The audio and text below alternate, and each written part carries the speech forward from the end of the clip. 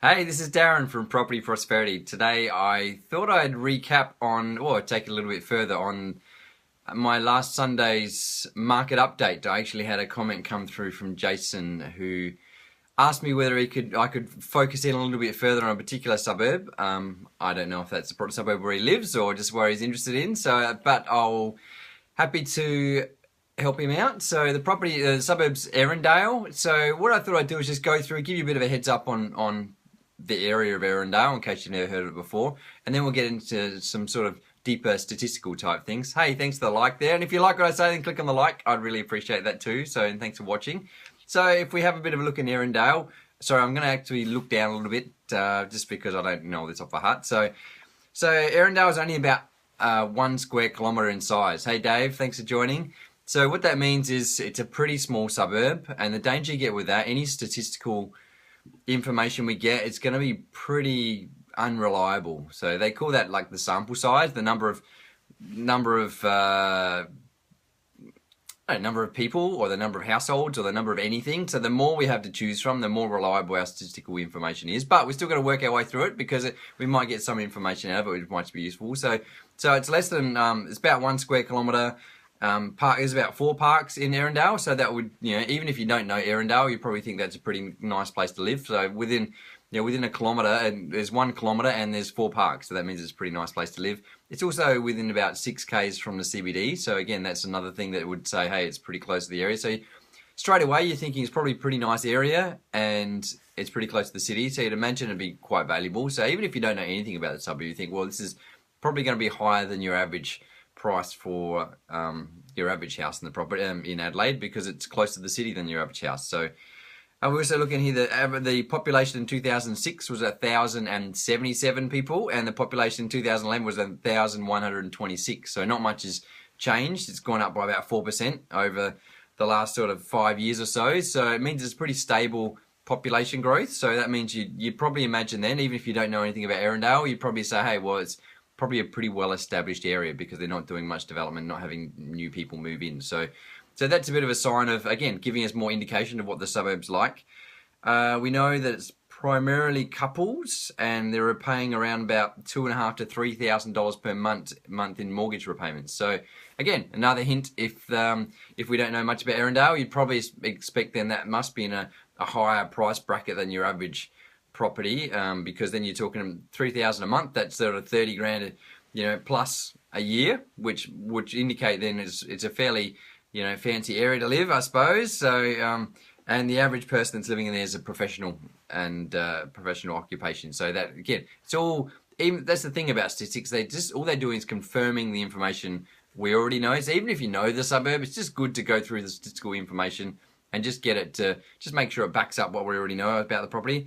And then 86% of people are owner occupiers. So again, that's a pretty good sign that it's a pretty stable market. And it's probably less rental properties, more people that own the properties. It's probably a lot more, probably more desirable, I suppose. Most people want to live where people own the properties because they look after their properties a bit more if you own there rather than renting it. So again, you'd probably imagine it would probably be the top end of the price range. And then we look at the current sales price, the median sales price.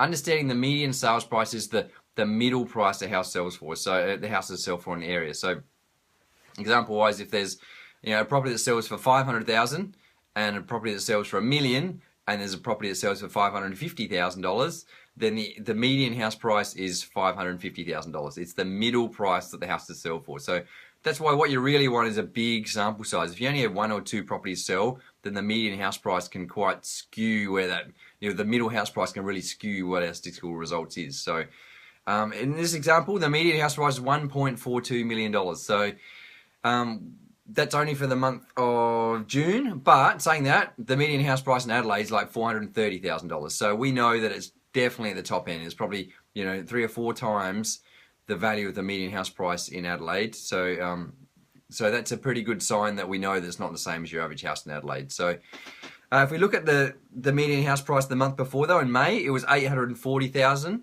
And if we go back a few months, it was 1.1 and then 1 million and 1.3.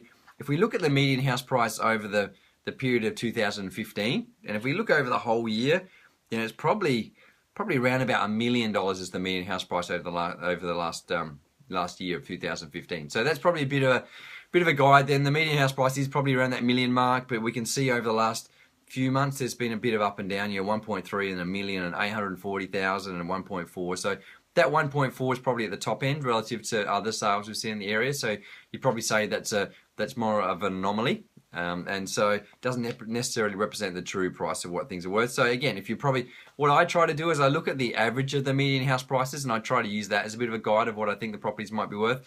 And again, it's probably around that $1 million mark is probably the average of all the medians, which is a pretty good sign.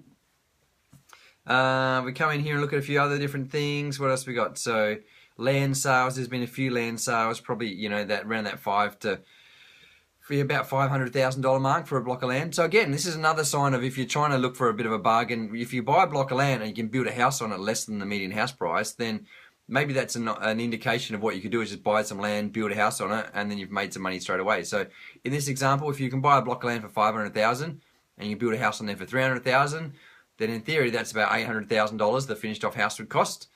And if the median house price is $1 million, then that's a pretty good sign that you can buy a block of land, build a house, and maybe make some capital gains straight away. The difficulty I find with this is because, just from the information we've read so far about Erindale, it's a pretty small area. We know there's probably not going to be a lot of blocks of land available on the market because there's so few houses on the market and there's so few properties available. So keep up the live valued info. Fantastic. Thanks, Debbie. And so what else have we got in here? We've got sales per annum. That's another bit of a guide to tell us how reliable our information is. So last year, 2016, was about 10 sales in last year. This year's about, the year before was 2015, was about 13 sales. Year before that was about 23 sales. So you can see it's all confirming what we knew, that there's basically very few sales in the area. So again, what you might want to do is start to look a bit further abroad, look at the surrounding suburbs or even the area, the suburb itself. What they call the council area, the local government area they call it. And so, that's probably the most interesting things we got there. I've got another spreadsheet I can actually pull some information out, which is quite interesting as well, which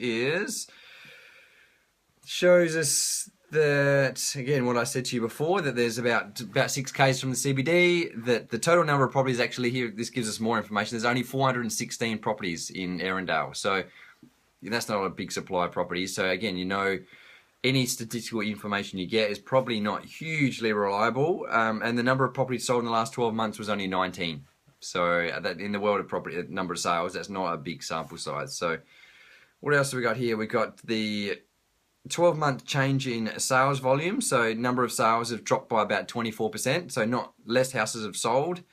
And if we look at the change in the median sales price over the last 12 months was about 21% is the price has gone up. But remember, this is why these numbers might be misleading, is remember the last one we saw was 1.4 when all the rest were like $1 million and 800,000. So it might just mean that was an anomaly. There was just a higher sales than would be average for the area. So we might not really place a lot of value in that. But if we look at the 60 month, so we're going like 5 years change in median sales price, it's around about 27%.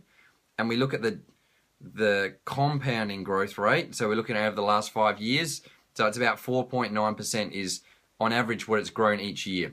So you can see that's not a huge amount, but if we look at over the last 10 years, it's about 7.8%. And when they talk about properties doubling out every 10 years, so that means it should increase about 7% every year. So this one's increased about 7.8%. So that's confirmed the properties doubling out every 10 years sort of average. Over the last 20 years, it's gone up by about 7.7% on average every year. So again, that's the confirming the properties doubling every 10 years, which, I can see a lot of people say that doesn't really work. But yeah, this is an example of where that's where it's happened. So having a look at anything else I can see interesting here. Percentage of stock on the market at any point in time is around about 5% of properties are on the market at any point in time. And anything else here that might be interesting. Median rent in the last 12 months was around about $700. I'm assuming it's a week. Hopefully it does. It doesn't say that, but I'm sure it is. Anything else here? Average time that people hold their property for in Erindale is around about 8 years. So that is pretty common. That's not extreme. So the median age is about 42. which confirms what we talked about with the family of young kids, is the average type of person. Average weekly income is around about $2,000 a week. So times that by 52 weeks in a year, that means people earn an average around about 100 grand a year or so. So which when the median income is probably around about 40 or 50 grand a year. So we're knowing they're earning probably double the average person. So that would explain why the properties are worth more than your average house in Adelaide. The percentage of people that lived at another address a year ago is about 10% of people lived at another address a year ago. I don't know whether that's any use to anybody at all, but average household size is 2.7, which confirm the whole, average would be a family with 2 kids or 1 or 2 kids. 83% of them are detached houses. So again, even if we don't know anything about Erindale, we know it's probably an older established area with bigger houses on bigger blocks. You can just tell by the value of the property, the types of people that are living in the property. So it's amazing what you can pick up with just all this statistical information, and you don't even have to go to the property, and you can start to work out a lot of this stuff. All you need to do now is get onto Google Earth and start walking up and down the streets, and before you know it, you can become a bit of an expert on Erindale before, without a huge amount of effort. And just something slightly interesting is around about 47% of people fully own their property outright. So when we're talking the median house price is $1 million, and we've got about almost 50% of people own their property outright, these people are in a fairly stable financial position as well. Another 40% or so are paying it off, and there's only like 10% of people which are renting their properties in Erindale. So there you go. So hopefully, Jason, you found some useful information out of that. You might know a little bit more about what your neighbours are up to now. And I'm going to try and do this every Sunday night. If you have a suburb that you're interested in knowing more about in Adelaide, because that's where I've got all my information about, feel free to put a comment in the comment box. I'm happy to talk about your suburb at a future episode. And if you liked what I had to say, click on the like box. If you haven't liked it, still click on the like box too, because I really appreciate it. And if you know someone that lives in Erindale, make sure you tag them in and share it with them, because I'm sure they'll find it pretty interesting. Even if you don't know anyone in Erindale, still just share it, because I think it'd be really cool. And I look forward to talking to you again. And if you've got something else you'd like me to talk about in a future episode, then put something in the comment box, and I'm happy to chat about that too. So thanks, guys, and I look forward to talking to you again next time. Thanks.